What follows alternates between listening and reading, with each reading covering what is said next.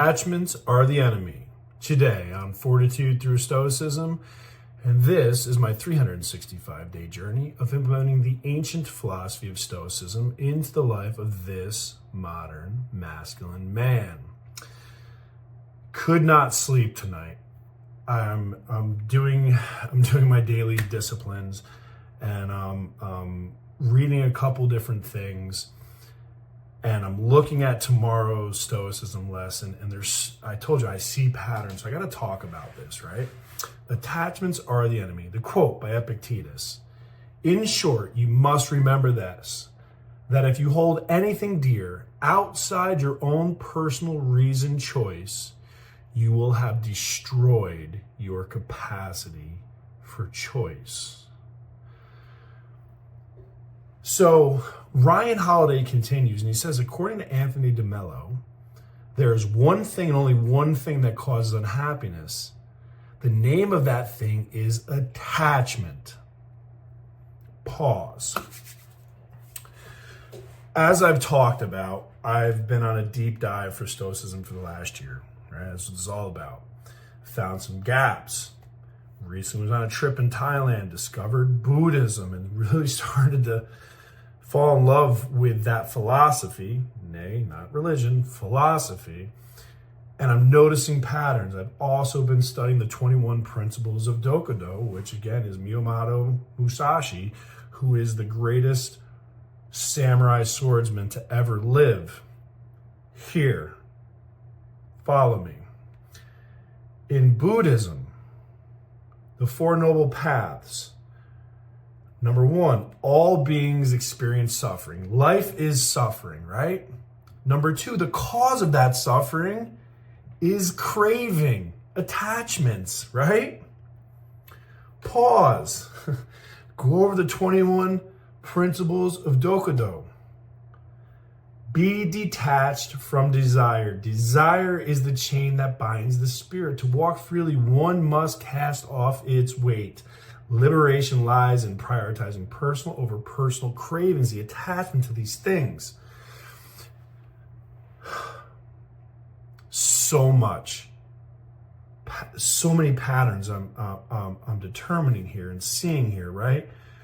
So attachments to an image you have as a person, or attachments to wealth or status, or to a person or a place or a time, these all lead to some type of suffering, mental anguish, distraction from purpose.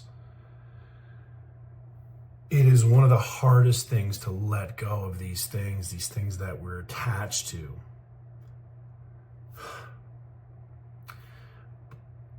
But if all of the greatest minds see the same thing, recognize the same challenges, this is where one must pay attention. Okay? We become slaves to maintaining the status quo, according to Ryan Holiday. He's right. He's right. God, when I was married, all this, keeping up with the Joneses bullshit. I had to get a new fucking Louis Vuitton purse because so-and-so did. We had to fucking put in a pool because so-and-so did. Like, oh my God, make me vomit. And again, it almost killed me, right? I mean, if you look at me at that time, now, the difference, I have really embraced detachment. God, I talk about my kids here all the time on this, how, again, they made a choice to not be in my life. Now I can let it ruin me and eat me alive and tear me apart, so I've destroyed any life that I have left, or can believe in the Four Noble Truths, right? And believe that, yeah, there's suffering there, 100%, but there's a path to ease that suffering.